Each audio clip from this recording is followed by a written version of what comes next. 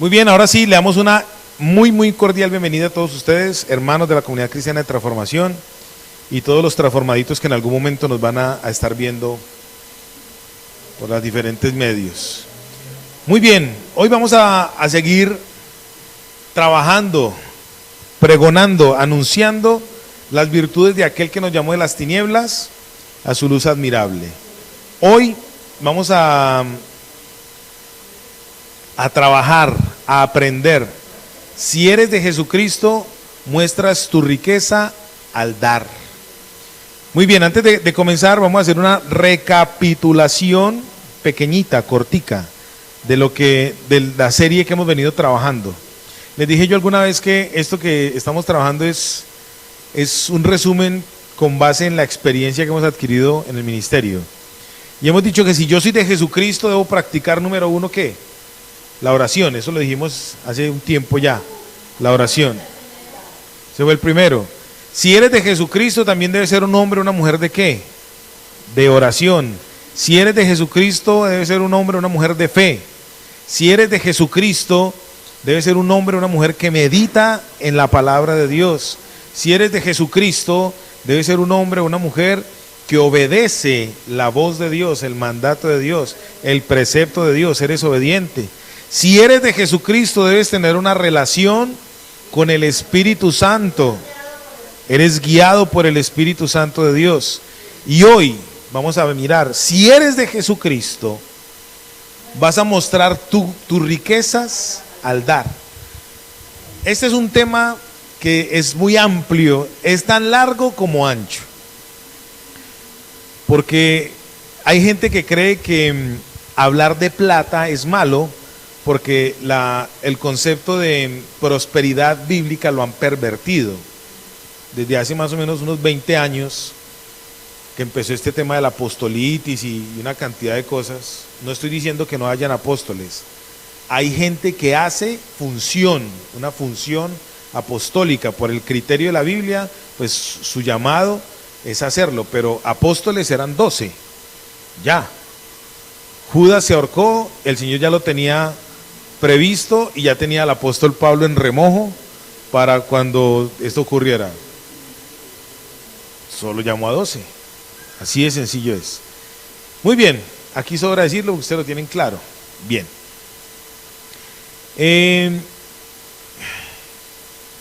Entonces hace aproximadamente 20 años entró con fuerza este tema de la prosperidad bíblica.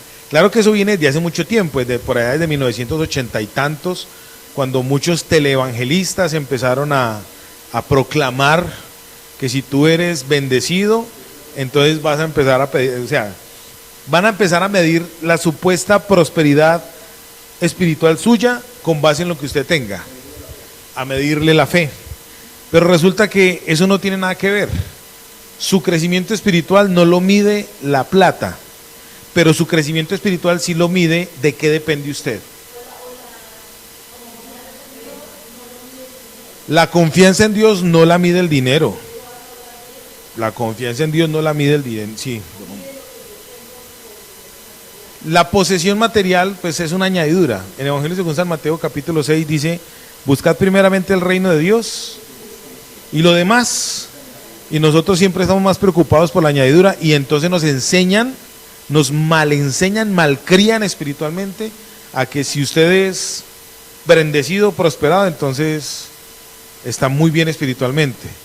Entonces yo me pregunto, cuando a veces dicen eso, entonces los Santo Domingo, los dueños de Bavaria, esa gente son súper espirituales. ¿Sí o no? Ardilalula y toda su familia, esa gente son súper espirituales.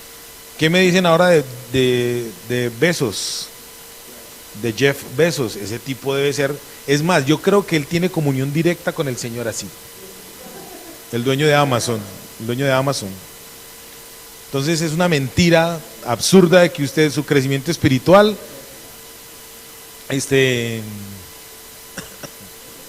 sí, el de Tesla. Sí. Listo. Muy bien, ¿no? Y se creen. Mira el de Microsoft, ¿cómo es que se llama? Bill Gates. El tipo se cree profeta. Eso proclama cosas y demás. Bueno. Obviamente, claro, él proclamó que iba a haber un virus y él es de los patrocinadores de eso.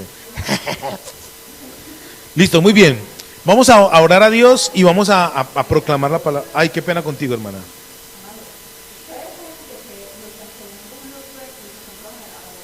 Sí, mija, hace rato ya lo vendieron al éxito. Sí, es el nuevo ley. Y ya lo vendieron al éxito. Muy bien, vamos a leer la Biblia. Vamos a leer lo que verdaderamente nos ayuda, lo que verdaderamente nos transforma, nos cambia, nos renueva. ¿Qué es? La palabra de Dios. Cuando usted empieza a llenarse de la palabra de Dios, empieza a haber un avivamiento. Avivamiento no es solamente cuando un pastor predica y hay 50,000 personas que lo escuchan. Avivamiento es cuando de adentro hacia afuera se despierta el espíritu. Y según la Biblia, un avivamiento se da cuando hay una movilización de la palabra de Dios. O sea, cuando usted empieza a estudiar la Biblia, usted no ve que su vida es diferente. Cuando usted empieza a estudiar la Biblia, usted ve todo diferente, como verdaderamente Dios lo ve. Cuando usted empieza a estudiar la Biblia, usted se da cuenta que cuando alguien está cometiendo un error religioso, usted quiere sacar a esa persona del error religioso. Uno mismo, tan tonto, exactamente. Muy bien, vamos a leer Evangelio según San Marcos, capítulo 12, verso 41, 42, 43 y 44. Y de ahí vamos a empezar a trabajar. ¿Listo? Dice así, para los que están viendo en pantalla. Y estando sentado Jesús delante del arca de la ofrenda, miraba cómo el pueblo echaba dinero en el arca, y muchos ricos echaban mucho. Y como vino una viuda pobre, echó 2 blancas, que son un maravedí. Entonces, llamando a sus discípulos, le dice: de cierto os digo que esta viuda pobre echó más que todos los que han echado en el arca, porque todos han echado de lo que les sobra, más esta de su pobreza. Echó todo lo que tenía, todo su alimento. Ni para comer. Palabra de Dios. Muy bien. Vamos a mirar otro texto para entrar en materia. Lo que pasa es que esa versión es la versión de 1602. Vamos a leer ahora la versión Reina Valera del 60. ¿Listo? Marcos capítulo 12. Vamos a leer la del 60. Tú tienes la del 60 ahí. Listo. Dice: estando Jesús sentado delante del arca de la ofrenda, miraba cómo el pueblo echaba dinero en el arca, y muchos ricos echaban mucho. Y vino una viuda pobre y echó 2 blancas, o sea, un cuadrante.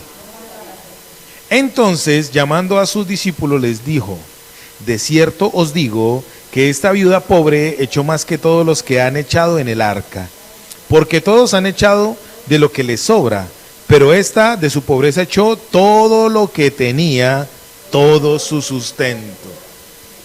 ¿Listo? Muy bien. Vamos a empezar a desglosar este pasaje. Este pasaje tiene muchas riquezas. Les estaba diciendo al principio que hablar de plata, hablar de finanzas, es un tema para los pastores muy escabroso, porque todo el mundo dice, ayer vino una muchacha aquí y estuvimos hablando con ella, una muchacha católica carismática, y la Iglesia Católica Romana, desde 1970 y algo, lanzó un movimiento que se llama la Renovación Carismática Católica. Fue una especie de contraataque, digámoslo así, de la iglesia tradicional romana, al ver que mucha gente le estaba desertando de la iglesia y estaba yéndose para otros movimientos doctrinales, llámense testigos de Jehová, llámense mormones, lo que sea, estaban migrando. Porque para ellos todos los movimientos son cristianos, hermanos, según Juan Pablo II, hermanos separatistas o hermanos separados. Entonces la renovación carismática fue un movimiento que surgió para empezar a imitar todo lo que se estaba haciendo en la iglesia evangélica, en la iglesia cristiana, adoctrinando con los mismos argumentos. Entonces, ¿qué empezaron a decir? No, es que nosotros no adoramos ídolos, pero allá están adorando ídolos. Entonces empezaron a fortalecer los dogmas, por ejemplo el dogma mariano, el dogma de Angelino, el dogma de los santos, porque de San José, San Judas, empezaron a fortalecer y empezaron a fortalecer el misal. De hecho, se han hecho 2 reformas al misal. El fundamento de la Iglesia Católica Romana no es la Biblia, el fundamento es el misal y el magisterio. El magisterio son todos los escritos, manuscritos, parágrafos, dichos que sacan los papas y los concilios.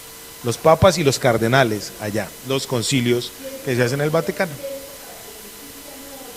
Y es muy importante, dilo tú.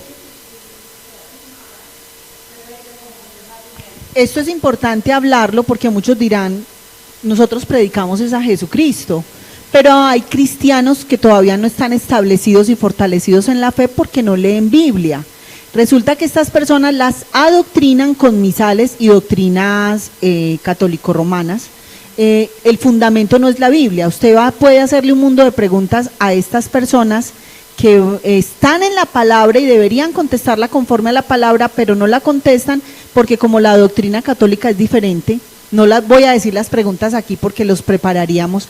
Entonces tenemos que estar preparados para entender que ellos están preparados, repiten un discurso y se creen ese discurso con una pasión que quisiéramos que los cristianos que proclamamos a Cristo, que creemos en Cristo, que tenemos la salvación, que somos santos, que somos justos, que somos libertados, lo tuviéramos. La misma pasión anhelamos, esa pasión que a ellos les están implementando con doctrinas de error y de mentira, porque todo lo que se salga de la Biblia podemos certificar que es un error.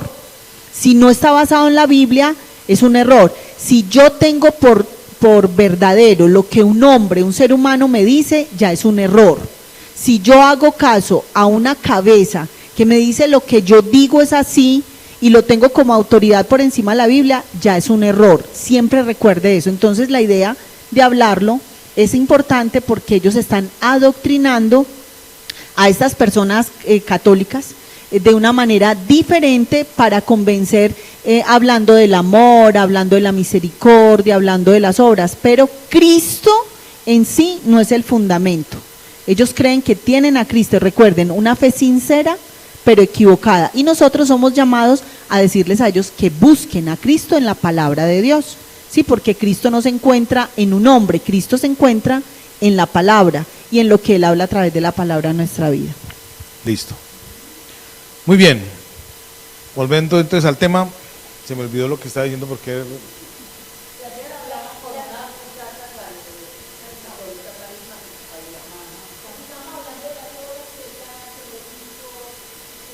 Bueno, se me olvidó, listo, vamos a volver a retomar, Marcos capítulo 12, versos del 41 al 44. Listo, los voy a contextualizar. Les estaba diciendo que se ha pervertido mucho el concepto del dar. Entonces es un tema muy escabroso para nosotros los pastores, porque la gente tiene en su imaginario la idea, el concepto de que los pastores somos unos changoneadores de plata. Entonces esta muchacha ayer vino y uno de los argumentos que nos esgrimió es que nosotros mantenemos quitándole la platica a la gente. Si la gente supiera la realidad de que, claro, pero si la gente supiera la realidad, voy a hablar de realidad escueta. Si fuera la realidad escueta, mira, si cada uno de nosotros como cristianos realmente tuviéramos el convencimiento de que mis finanzas son para Dios, uno como pastor no tendría que estarles diciendo a ustedes, venga, por favor, vamos a adorar a Dios con los diezmos y las ofrendas. No. Eso es una convicción que cada uno de nosotros tendría. No habría ese sería un tema que ni siquiera habría que abordar. Pero como Dios conoce nuestro corazón, aún lo estableció por ley. Y les voy a decir por qué. Porque resulta que usted y yo somos especialistas en colocar nuestro descanso y nuestra tranquilidad, nuestra confianza en cualquier otra cosa menos en la persona de Dios. Entonces Dios colocó y estableció un nombre para ese tipo de cosas, que enseguida lo vamos a mirar. ¿Listo? Muy bien. Viene el Señor Jesús y Él empieza a hablar de finanzas en la Biblia desde el principio hasta el fin, habla de plata. En la primera familia que hubo sobre la faz de la tierra, que fue la familia de Adán, Eva y todos su retaíla de muchachitos, que no tuvieron solamente 2 hijos, esa gente tuvo como curíes. A eso vinieron. Usted no sabía, Norita. Norita, le cuento, mija, le cuento. Esa gente vino, vea, a azotar esa vuelta. Mínimo, esa gente mínimo en el año tenían 2 muchachos. Y eso era una cosa loca. No, eso era como curíes, como, bueno. Esa fue la orden. ¿Para eso qué se necesitaba? Plata.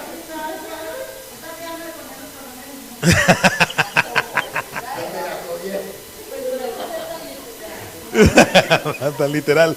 Muy bien, listo. Ya, calma, calma. ¿Qué hubo? ¿Qué hubo? Literal, listo. La primera familia de la tierra necesitó recursos. Tan fue así que el Señor le dijo a Adán: el castigo por usted haber sido desobediente, ¿cuál va a ser? Va a trabajar para poder, trabaje, labre la tierra para que de ella pueda obtener un ¿qué? Beneficio, un beneficio, ¿sí o no? Cuando Caín y Abel presentaron la ofrenda, ¿por qué fue la dificultad de la ofrenda entre ellos dos? ¿Por qué?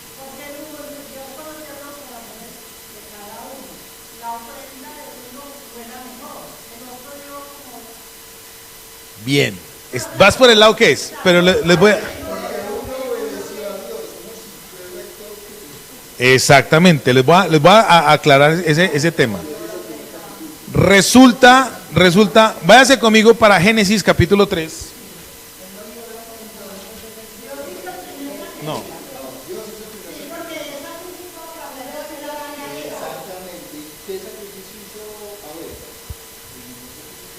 Mira, a eso le han tirado tinta, le han botado tinta, la que usted quiera, pero el mismo texto lo está diciendo. El mismo texto dice: conoció a Adán a su mujer, listo.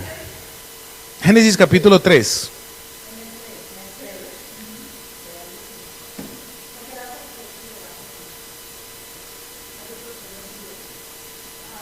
Ya le voy a decir 20 y algo. Listo. Génesis capítulo 3, verso 21. Dice: y Jehová Dios hizo al hombre y a su mujer túnicas de pieles y los vistió. Ese verso es clave para poder interpretar la ofrenda de Caín y Abel. Resulta que Adán y Eva pecaron, ¿cierto? Ellos desobedecieron al Señor. ¿Qué fue lo primero que ellos hicieron? Se cubrieron, ¿cierto? ¿Con qué se cubrieron? Con hojas, algo natural. Encontraron su confianza en algo natural y se lo pusieron, ¿cierto? Y aparte de eso se aislaron, dice que se escondieron. Jehová, dice la Biblia, el Señor bajó en la tarde como acostumbraba a hacerlo normalmente y lo llamó: Adán, ¿dónde estás? ¿Cómo fue? Adán, ¿dónde estás? Y Adán le dice: Señor, tuve miedo y me escondí porque estaba desnudo. Y el Señor le dijo: ¿y a usted quién le dijo que estaba desnudo? ¿Comió del árbol que le dije que no comiera? Ya, ahí se desató. Entonces dice: por cuanto has desobedecido, Ojo con esto. Ellos se vistieron con túnicas naturales, de lo que había en la naturaleza. ¿De dónde es el hombre? Dice la Biblia: y Jehová Dios tomó del polvo de la tierra y creó al hombre. La naturaleza, la esencia del ser humano, ¿cuál es? Lo natural, lo terrenal. El hombre difícilmente mira a Dios, porque como su naturaleza y su esencia pertenece a la tierra, ¿dónde están sus ojos? En lo primario, en lo que ve. Entonces, listo, ellos desobedecieron, naturalmente se hicieron sus túnicas, y viene el Señor y dice en el verso 21: y Jehová Dios hizo al hombre y a su mujer túnicas de pieles. Ahí hasta ese momento no se había dicho ni se dice explícitamente que hubo un sacrificio, no se dice. Pero si el Señor hizo, ¿de dónde salieron las pieles? Hubo o tuvo que haber habido un sacrificio, y un sacrificio de un ser vivo, el primer cordero. Entonces Dios derramó sangre inocente, ¿para qué? Cubrir, porque dice que cubrió al hombre y a su mujer. Dios les mostró que lo natural no les ayuda, que lo que los ayuda realmente es lo espiritual. Y en la Biblia dice que el único camino para llegar al cielo es la sangre de Jesucristo. Entonces, vea, pueden inventar un cohete que viaje a la velocidad de la luz y no va a alcanzar a darle la vuelta a la bóveda celeste. Pero la Biblia dice, en el libro de Job, la Biblia dice que el plano celestial, en el segundo cielo, que es la bóveda celeste, el espacio sideral, tiene límites, dice la Biblia en el libro de Job, y que se está expandiendo. Y la ciencia certifica eso, que el espacio todos los días se expande más. Ya la Biblia desde hace 3500 años lo estaba diciendo. Amén. Entonces viene Caín y Abel y dice la Biblia que Abel trajo de lo primogénito, de lo más gordo, el corderito para Dios. Y dice la Biblia que Caín era labrador de la tierra y trajo de la tierra, de lo natural. Esto es muy importante que no lo perdamos de vista porque ahorita cuando entremos en el texto lo van a entender. Caín trajo de la tierra sus frutas. Yo me imagino que esas frutas no eran un visajito. Si los racimos de aquella gente de la tierra prometida, entre dos tenían que cargarlo. ¿Tú te imaginas una manzanita de las que le llevó Caín al Señor? Una sandita, ¿cierto? Bueno, eso está claro. Dice que Dios miró con agrado la ofrenda de Abel, mas no la de Caín. Entonces cuando tú interpretas primariamente la Biblia sin leerla a fondo, entonces vas a decir, ay, pues, a ver, porque era el gordo, el corderito más gordito, y el otro trajo verduras. Si a usted le ofrecen carne y ensalada, ¿usted qué se come? Ay, ay. Bueno, sí, al que no le gusta la carne. Pero vamos a hacer se lo voy a poner así de sencillo. De 10 personas, yo me comería 3 veces la carne. La que ella no me come, me la como yo. De 10 personas, 9 se comerían la carne. Listo. Entonces, muy primariamente, uno lee ese texto y entonces dice, Dios escogió eso porque a él le gusta el corderito y tal. Pero resulta que Dios estableció un principio. La ofrenda para Dios es a la forma de Dios, no a la forma mía. Por eso a los cristianos se nos dificulta en ocasiones entender aspectos de la vida. Voy a tirar un tip que me puede salir caro, pero lo voy a tirar. En este tiempo de la coyuntura política, hay cristianos que por ignorar la palabra de Dios, no le estoy diciendo brutos, sino porque ignoran los principios de la Biblia, entonces se van por ciertos candidatos. Ay, que no le hemos dado la oportunidad de gobernar. Ay, es que una cosa. Ay, es que asesino. Ay, es que la tuya, no, que tu madre. Todo ese tipo de cosas. ¿La Biblia qué dice? La Biblia establece unos parámetros. Así me gusten a mí o no me gusten a mí, son los parámetros de Dios. Entonces, como son los parámetros de Dios, yo me tengo que ceñir a los parámetros de Dios, ¿cierto? Porque a la larga son para quién es el beneficio, para mí. A don Caín le pasó eso. Él desconoció, le dio la espalda a lo que Dios había enseñado. Dios le enseñó a Adán y a Eva cómo hacer la ofrenda. Adán y Eva, ¿qué tuvieron que haber hecho? Enseñarle a sus hijos, ¿cierto? Entonces, esa era la forma de Dios. Vámonos para el Evangelio según San Marcos, capítulo 12. Dime, tranquila.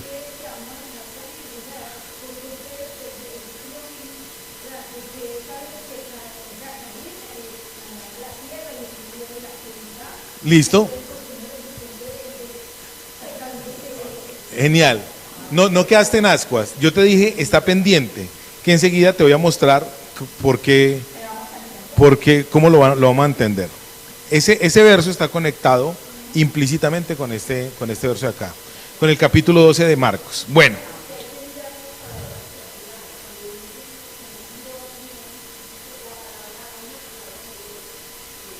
Mirar, observar.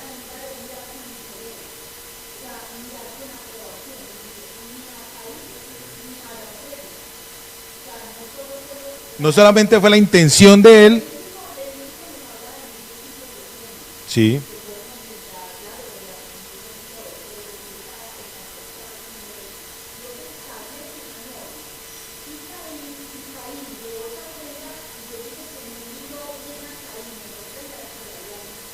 Exactamente, la intención. Ahí es donde muchos han gastado tinta. Que es que Dios mira el corazón. No, Dios estableció algo. Y toda la Biblia, el contexto bíblico lo dice.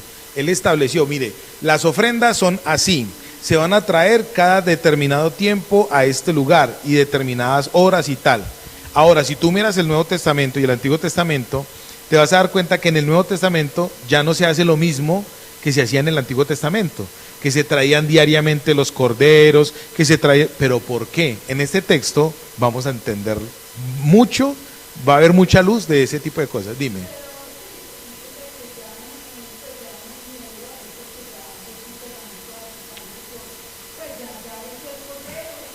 Sí, pero ponle pues cuidado. Jesús vino y murió por nosotros, pero cuando Jesús estuvo acá en la tierra, que se escribió el Nuevo Testamento, todavía no era el Nuevo Testamento. El Nuevo Testamento viene a comenzar con el libro de los Hechos de los Apóstoles, no con los Evangelios, porque los Evangelios fueron la historia que complementó el antiguo pacto. Ahora ya en el nuevo pacto ya viene el Espíritu Santo de Dios y es el que empieza a establecer, a hacer práctico el mundo espiritual con el ejemplo del mundo material. Aquí lo vamos a empezar a notar. Bueno, muy bien. Entonces dice, estando Jesús sentado delante del arca de la ofrenda, miraba cómo el pueblo echaba dinero en el arca y muchos ricos echaban mucho. Vamos a empezar a desglosar este primer verso, el verso 41. En el verso 41 vamos a empezar a mirar varias cosas. La primera, dice, estaba Jesús sentado, ¿y qué estaba haciendo él? Mirando. ¿Y dónde estaba él? ¿En qué posición estaba? Sentado, ¿en dónde? En el arca, mirando. Cuando Caín y Abel llevaron la ofrenda a Dios, ¿qué estaba haciendo Dios? Estaba mirando, por eso dice el texto bíblico en Génesis 4, pero no vio Dios con buenos ojos ni a Caín ni a su ofrenda. Número uno, cuando tú eres cristiano, eres creyente, nótese que hemos venido hablándole a creyentes. Llevamos varios días evangelizando a evangélicos, hablándole a creyentes, porque el juicio de Dios, ¿cómo? Sí. ¿Cierto que eso motiva? Evangelizar motiva. Entonces, estaba Dios. Según la cultura oriental, más específicamente la cultura judía, los hombres de autoridad, sean reyes, sean rabinos, sean los padres de familia, los hombres de autoridad, ¿dónde están ellos? Sentados. La gente tiene que ir hacia ellos. De hecho, en las culturas lámicas del Dalai Lama y demás, los monjes y toda esa gente, el que quiera buscar un monje en el Tíbet y tal, ¿a dónde tiene que ir? Allá. Ay, poderoso tibetano, yo vengo a que su merced me haga el favor y me diga qué va a pasar. Exactamente.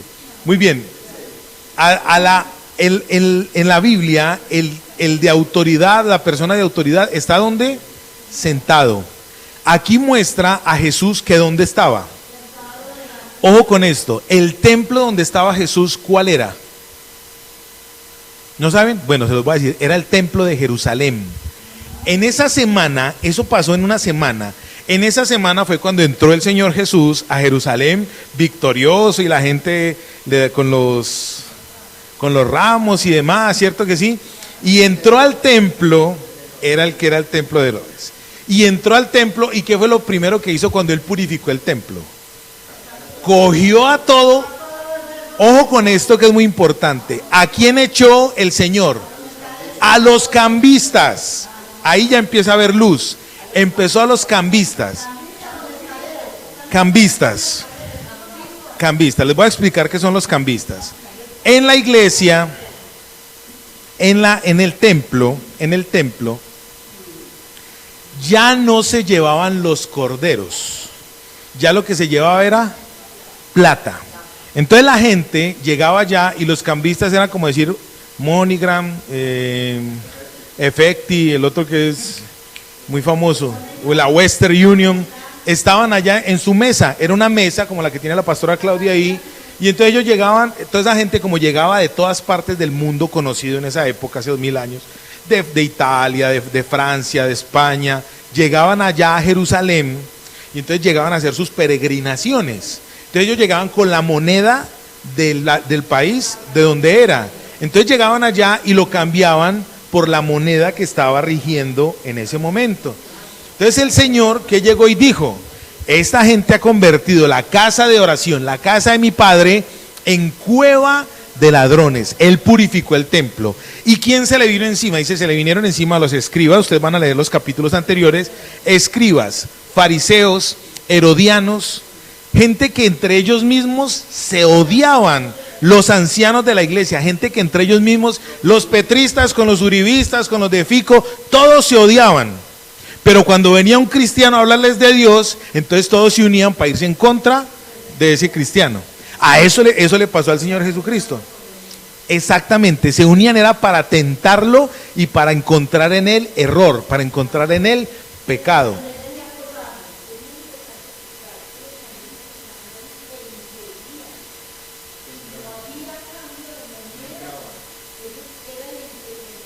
Sí, muy bien. El cambista era el que daba luz verde para que la gente entrara, y enseguida vamos a entender más. Para que la gente entrara al templo a llevar su ofrenda. Si no había plata, si ellos no tenían efectivo de la moneda que regía en Jerusalén en ese tiempo, la gente no podía entrar a adorar. La gente no podía entrar, porque no podían entrar a depositar ¿qué? Las ofrendas. Enseguida vamos para allá. Entonces, número uno, ¿dónde está Dios en ese momento, después de que Él purifica el templo? Estaba sentado porque Él se levantó a enseñar. Esto es muy importante. Jesucristo en su época marcó un precedente allá en Jerusalén.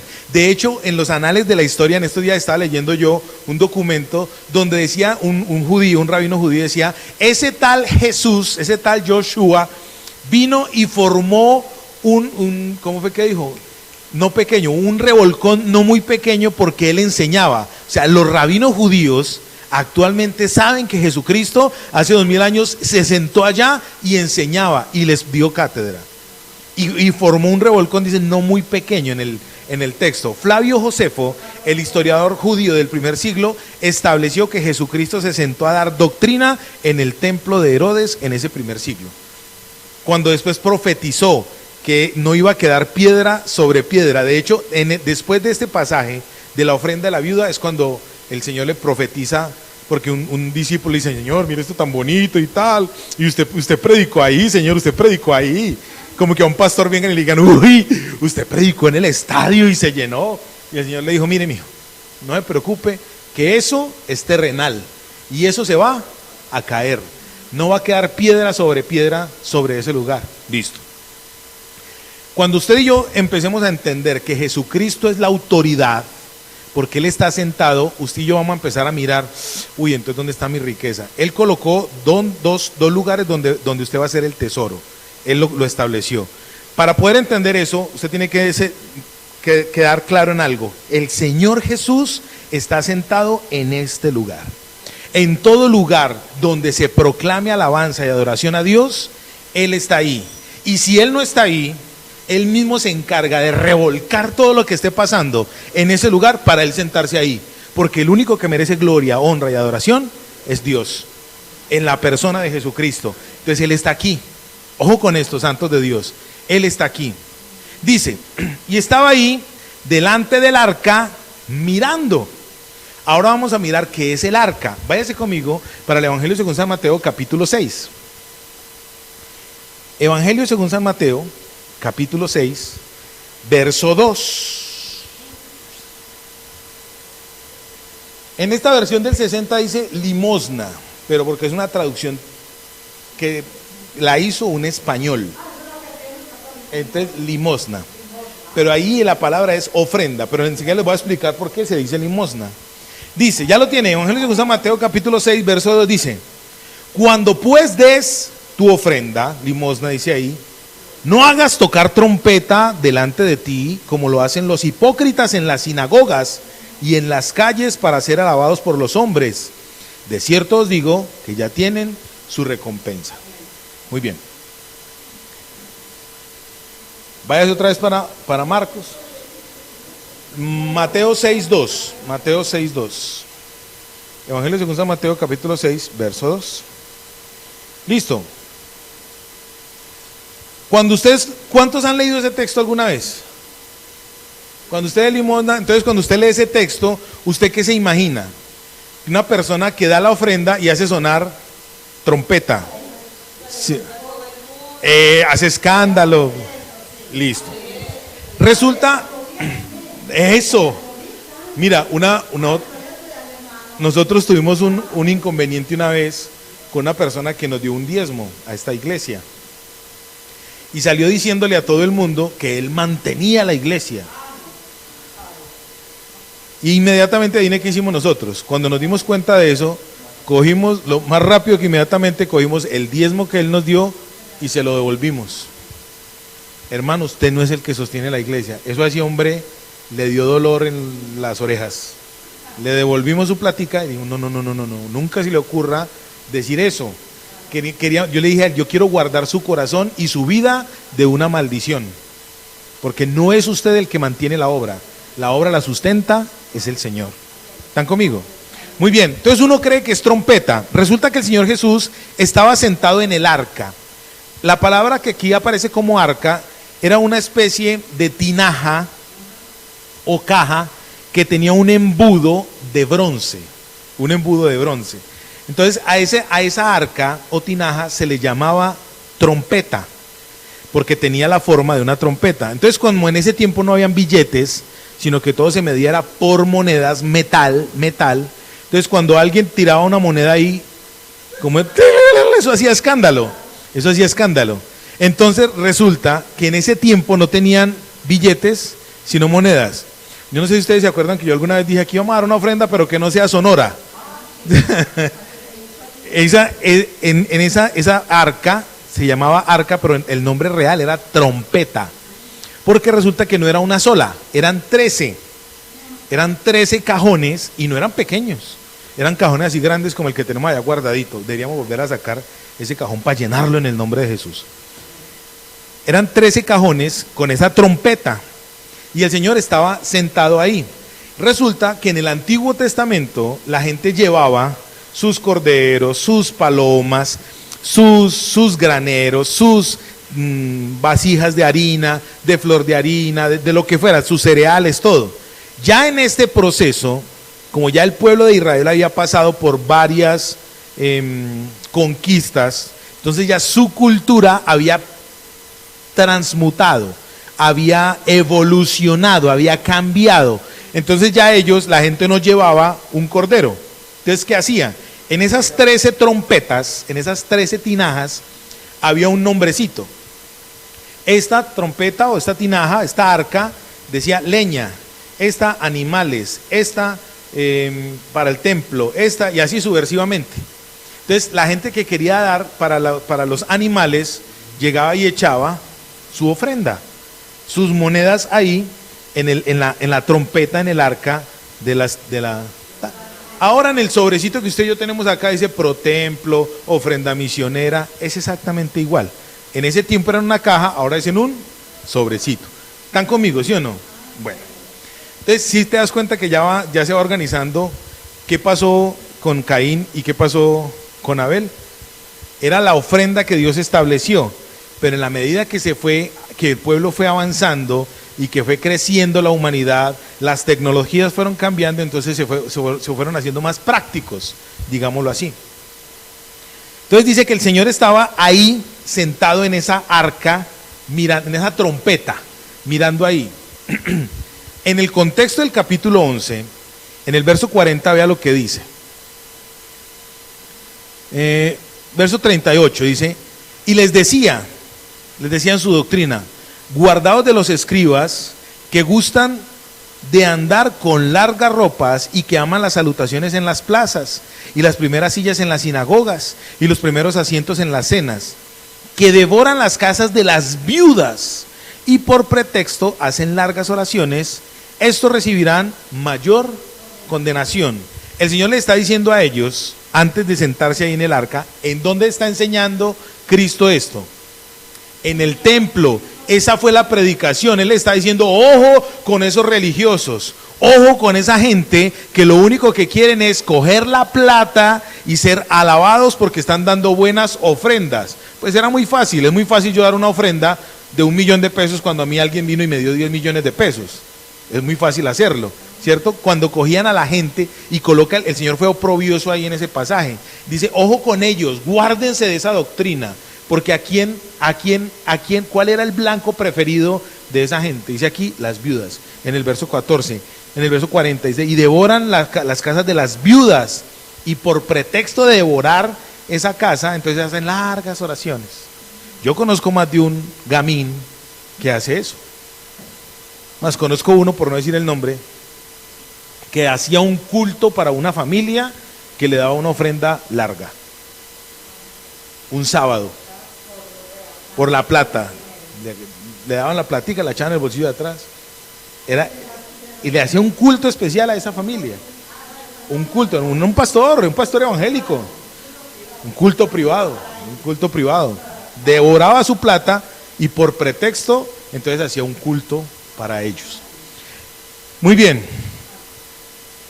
Estando él sentado mirando, me gusta mucho esto porque mi esposa ahorita me estaba comentando algo. A mí me gusta mucho eso. La psicología tiene una rama que estudia el comportamiento de las personas. Individualmente o colectivamente. Hay una rama de la psicología que mira el comportamiento de las personas. Leen su lenguaje verbal. ¿El qué? Sí, el mirar en griego, bio, teodó, de teorizar, de mirar teorizando. Entonces resulta que el Señor Jesús se quedó mirando ahí y yo me imagino que él estaba escuchando el sonido de las trompetas. Dice ahí, estando Jesús sentado delante del arca, o sea, de la trompeta, de la ofrenda, miraba cómo el pueblo echaba dinero en esa arca. Y muchos ricos echaban mucho.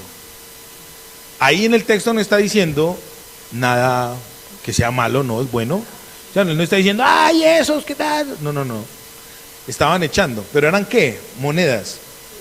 Para un rico no es difícil dar una limosna grande. Una vez íbamos con mi esposa en el carro y en un semáforo allí en la avenida del Poblado, literalmente vimos como una señora en un carro muy bonito sacó un billete de 100,000 y se lo dio a una de esas personas que están en un semáforo. Yo casi me bajo a bailarle ya. Amiguita, casi le limpio el billete. 100,000.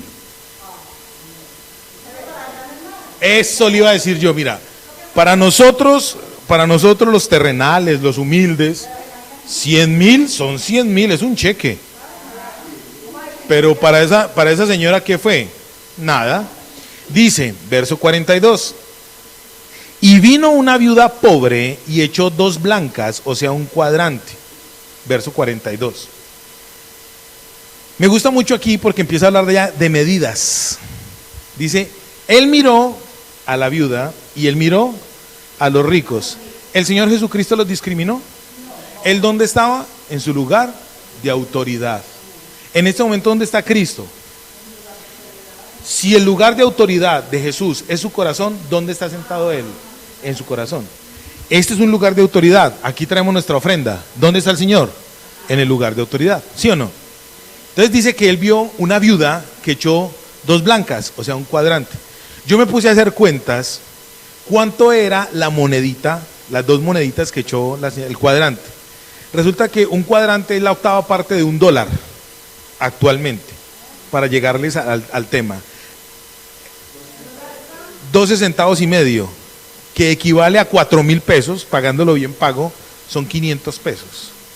Imagínense una moneda de 500 tirándola ahí. ¿Qué ruido va a hacer esa monedita? ¿Qué ruido hizo esa monedita?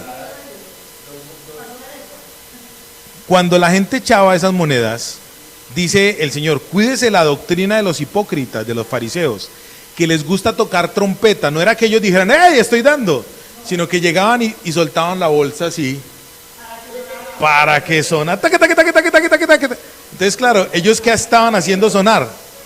La trompeta, ¿sí o no? Estaba sonando ahí. El Señor dijo, de hecho, ya tienen su pago, el que los vieran. Enseguida vamos para la aplicación. Ese fue su, listo. Ahora viene, ¿cuánto echó la viuda? 500 pesos. Ahora viene, no es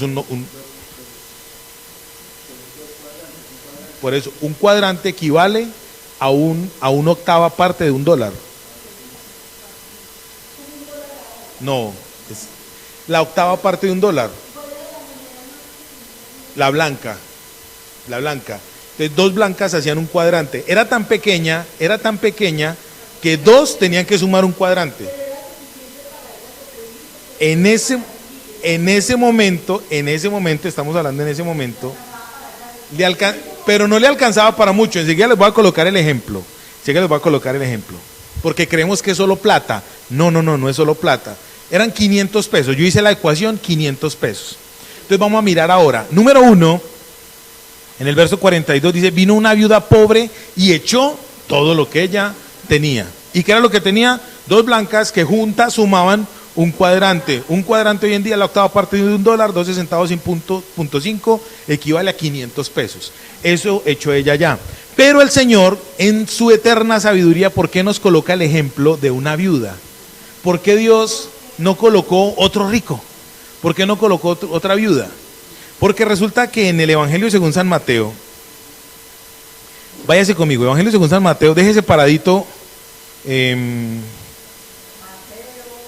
Marcos. Mateo está capítulo 6, verso 24. Mateo 6, 24. Dice, ninguno puede servir a 2 señores, porque aborrecerá al uno o amará al otro, o estimará al uno o menospreciará al otro. No puede servir a Dios y a las riquezas. Les estaba diciendo ahorita, Dios coloca 2 lugares donde nosotros vamos a atesorar. Uno en el cielo y otro acá en la tierra. Y hay 2 señores, Dios eterno y las riquezas. Acá en este texto, en griego, en el capítulo 6, verso 24, en griego riquezas aparece como mamón, con doble M, mamón. En griego aparece mamón. Su raíz es amán. Y amán significa, o quiere decir, todo aquello sobre lo cual yo coloco o estoy deponiendo mi confianza. Todo aquello en lo cual yo coloco mi confianza. Resulta que las viudas en el Oriente tenían una gran particularidad, y es la siguiente. La mayoría de viudas, en esa época las mujeres dependían de los hombres. Ya no es como ahora, numeral poderada y luchona, mamá luchona, no. En esa época las mujeres dependían de los hombres. Entonces cuando quedaba viuda, todo su sustento se iba, porque en esa época no existían las pensiones. Entonces si se moría el esposo, se moría la fuente de trabajo, de producción, entonces no había nada, ¿cierto que sí? No le quedaban sino las deudas, era lo que le quedaba. Noemí en el libro de Esther es un ejemplo de ello. De Ruth, perdón, Esther es Esther. Noemí en el libro de Ruth. Ruth era la moabita. Uno se equivoca a veces. La moabita. Sí. Listo, ya, déjala así. Entonces resulta pues que las viudas tenían una particularidad, y era que las circunstancias no eran muy favorables para ellas. En este principio que estamos mirando hoy, el que es de Jesucristo, aquí ya empieza lo bonito, el que es de Jesucristo demuestra la riqueza que tiene cuando ¿qué? Da. Entonces el Señor dice, o es Dios su Señor, o es Mamón su Señor. La viuda, en medio de las circunstancias difíciles que estaba viviendo, dio lo que tenía, y con esto representó y manifestó físicamente que quién era su proveedor. No era Mamón, no eran las riquezas. Ella dijo, mire, Yo simplemente doy aquí su sustento. Váyase conmigo para el primer libro de Reyes, capítulo 17. Primer libro de Reyes, capítulo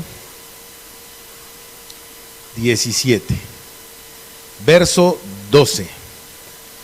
Es una historia muy conocida. Primero de Reyes 17, 12. Dice, vamos a leer desde el 8. Vamos a leer desde el 8. Primero de Reyes 17. Primera de Reyes, capítulo 17, versos del 8 al 12. Dice, vino a él palabra de Jehová diciendo, levántate, vete a Sarepta de Sidón y mora allí. He aquí, yo he dado orden allí a una mujer viuda que te sustente. Qué cuca. Entonces él se levantó y se fue a Sarepta, y cuando llegó a la puerta de la ciudad, he aquí una mujer viuda que estaba allí recogiendo leña. Y él la llamó y le dijo, te ruego que me traigas un poco de agua en un vaso para que beba. Y yendo ella para traérsela, él la volvió a llamar y le dijo, te ruego que me traigas también un bocado de pan en tu mano. Y ella respondió, vive Jehová tu Dios, que no tengo pan cocido, solamente un puñado de harina. Ojo con esto, un puñado de harina tengo en la tinaja y un poco de aceite en una vasija. Y ahora recogía los leños para entrar y prepararlo para mí y para mi hijo, y para que lo comamos y nos dejemos morir.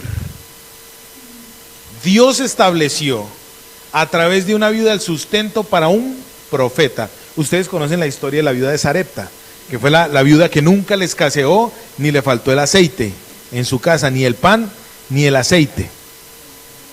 La viuda de Sarepta tiene un vínculo con la viuda de las ofrendas. ¿Cuál es el vínculo? El sustento y dependencia de Dios. La viuda de Sarepta dijo, mire, no tengo sino un puñado de harina para hacer 2 panes. Nos lo comemos y luego nos dejamos morir de hambre, porque la circunstancia que había alrededor era muy fuerte. Usted y yo casi siempre estamos siendo regidos y medidos por la circunstancialidad. Pero recuerde algo, santo de Dios, que si usted en el tesoro de su corazón tiene sentado al Rey de Gloria, a usted no lo rigen las circunstancias, a usted lo rige es la palabra de Dios. Y la palabra de Dios dice que usted no, dice la Biblia, no he visto justo desamparado, ni su descendencia que mendigue pan. La Biblia dice que Él va a proveer todo lo que nos falte conforme a sus riquezas en gloria. La Biblia dice que nada nos hará falta en mano de nuestro Señor y Salvador, ¿sí o no?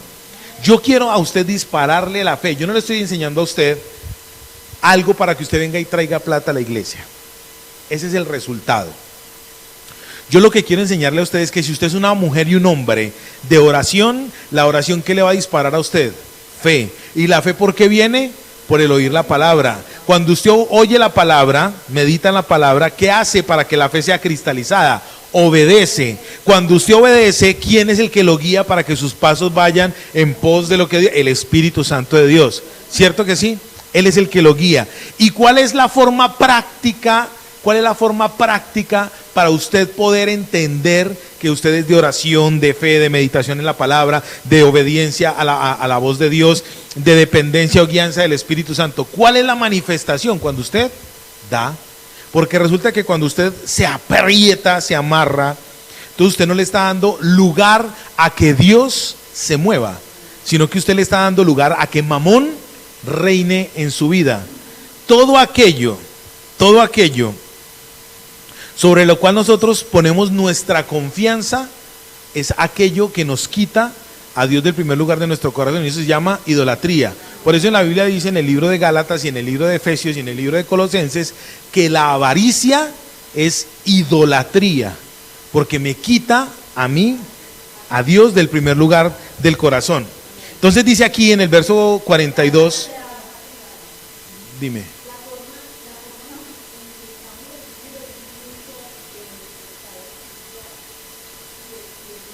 La forma en que yo invierto el dinero, dice cuál es mi estado espiritual, cuál es la prioridad, cuál es la prioridad, así es, mi amor.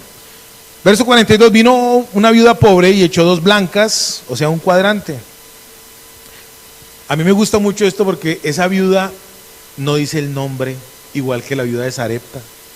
No dice, porque en la Biblia el significado del nombre tiene mucho que ver. Pero aquí Dios no dice quién era la viuda. De hecho, yo creo que esa viuda ni siquiera se dio cuenta que el Señor la estaba viendo. Ella simplemente fue y echó su ofrenda. Él la estaba observando a ella. Él sí la estaba observando a ella y a los ricos. Entonces dice en el verso 43, dice, voy a decirlo acá. Yahweh está observando nuestra ofrenda. Él no la critica, pero ¿será que la ofrenda nuestra despierta su admiración? El interés de Dios. ¿Será que mi ofrenda despierta el interés de Dios para que me mire? Verso 43 dice, entonces llamando a sus discípulos, les dijo, dime, la intención de su ofrenda. Enseguida les voy a decir cómo. Es que así nos demoremos 5 minuticos más. Entonces, verso 43, entonces llamando a sus discípulos les dijo, de cierto, o sea, una verdad contundente, un remache, un amén. De cierto os digo que esta viuda pobre echó más que todos los que han echado en el arca, en la trompeta. Dice, porque todos han echado de lo que les sobra, pero esta de su pobreza echó todo lo que tenía, todo su sustento. Cuando su ofrenda y mi ofrenda llaman la atención de Dios, Él testifica. Él llamó a sus discípulos y el mismo Dios eterno testificó. Vea, esa ofrenda de esa viuda valió más que todos. Mira, yo conozco gente que es tan pobre. ¿Cómo? Si la testifica, eso es una. Ya tú lo dijiste. Mira, la vida cristiana es bacana porque no es complicada. Llamó a sus discípulos y les mostró lo que había pasado. Mira, yo conozco gente tan rica que lo único que tienen es plata. Gente tan pobre que lo único que tienen es plata. No tienen sino eso, plata. Entonces, para una persona rica, darle 10,000 o 100,000 pesos a una persona en un semáforo, eso no es nada. Pero vaya que usted y yo, que 100,000 pesitos semanales nos sirven para el mercado, dime. Lo que como cuando das de lo que te sobra de tu abundancia, no es sacrificio. Porque si doy sobras, no es sacrificio. No hubo abnegación. Bueno.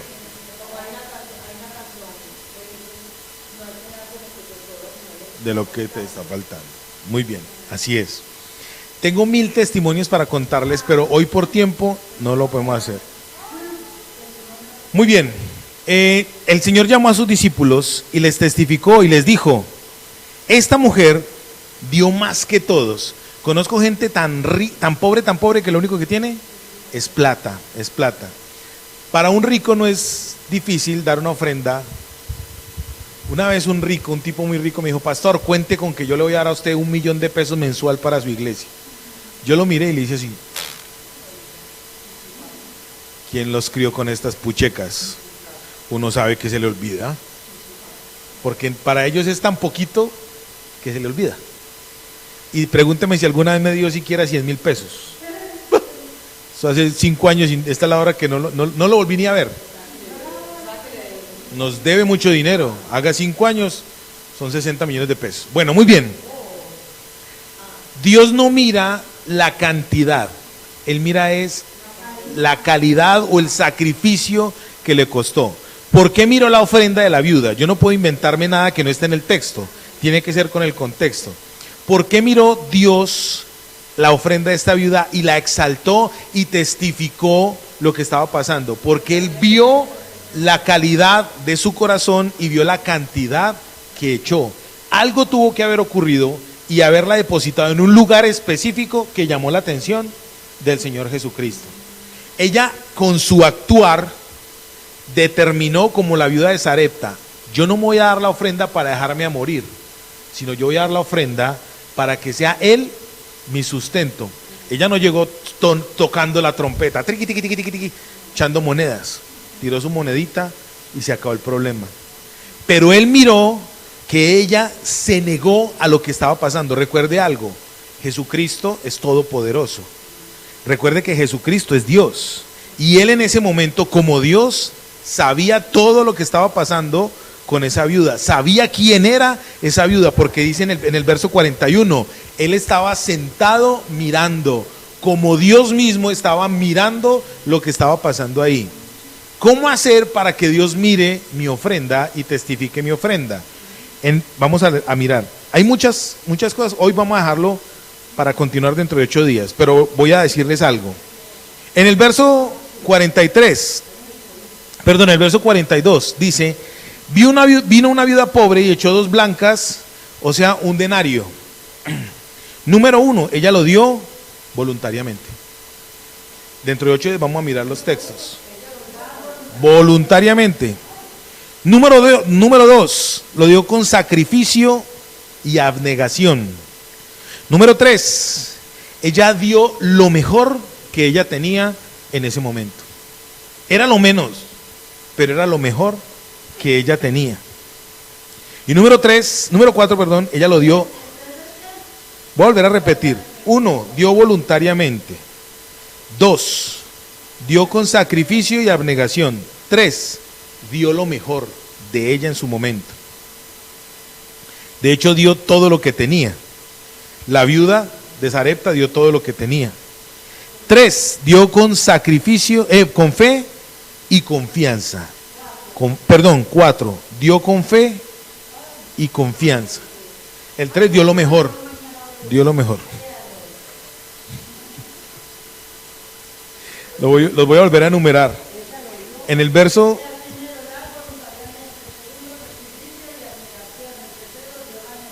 lo mejor. Y confianza. Dio con fe y confianza. Dentro de 8 días vamos a seguir con esta aplicación. Y dentro de 8 días vamos a mirar cuál es el verdadero concepto de dar, de dónde viene, cuál es el origen de las dádivas. A nosotros siempre nos han enseñado el origen bíblico, pero el origen no es solamente desde la Biblia. ¿Quién fue el primero que dio? ¿Cómo dio? ¿Con qué objetivo lo dio? ¿Cierto? Eso lo vamos a mirar. Eso lo vamos a mirar dentro de 8 días. Ahí les queda la duda, les queda la inquietud. ¿Listo? Y confianza. Yo estoy sacando solamente extrayéndolo del texto, no estoy inventándome nada que no esté aplicando, que se pueda aplicar ahí. Dentro de 8 días vamos a tener un espacio de testimonios de cosas que Dios, cómo Dios nos ha hecho milagrosamente, cómo lo ha hecho Dios. Voy a terminar con esto. Juan capítulo 3, Evangelio según San Juan capítulo 3, verso 16 dice: porque de tal manera amó Dios al mundo, que se negó, que quitó, que se guardó a su Hijo. No, que dio a su Hijo unigénito, para que todo aquel que en Él crea no se pierda, mas tenga vida. Dentro de 8 días vamos a mirar a quién debemos dar, cómo debemos dar, por qué debemos dar. Eso en transformación tiene que ser la cultura del dar. Padre, yo te ruego, Dios mío, en el nombre de Jesús, te lo ruego, Señor, te lo ruego, que tu palabra, por favor, surta el eco, surta, Dios mío, el cambio en la vida de cada uno de nosotros que debe surtir para que nosotros podamos crecer espiritualmente. Gracias por mis hermanos, gracias por la fidelidad de mis hermanos, Señor. Gracias, Dios mío, porque ellos han preferido estar aquí, escuchándote a ti. Yo sé que ellos no vienen por lo que aquí se da, sino porque te adoran a ti y quieren, Dios mío, que tú seas quien los dirija. Gracias, Dios mío, por mis hermanos. Yo los bendigo en el nombre de Jesús. Por favor, Dios mío, que el ejemplo de esta viuda venga a nuestra vida y nosotros aprendamos a darnos abnegada, sacrificial, absolutamente, que podamos dar lo mejor de nosotros para el reino, que podamos entender, Dios mío, que aquí está el arca, la trompeta de Dios, la trompeta que suena en el cielo, no que suena físicamente, pero que suena en el cielo para que tú testifiques de lo que nosotros damos, Señor. Cuando se deposita en esta trompeta de acá, la ofrenda, el diezmo, lo que nosotros traemos, Señor, es para el sustento de la obra, para el ensanchamiento del reino, Señor. Vamos a salir a evangelizar, vamos a salir a trabajar y para eso se necesitan recursos, Dios mío. Necesitamos los recursos que provienen de lo alto para gloria de Dios Padre en Cristo nuestro Señor y Salvador. Nos vamos de este lugar, Dios mío, pero jamás nos iremos de tu presencia en Cristo nuestro Señor y Salvador. Amén.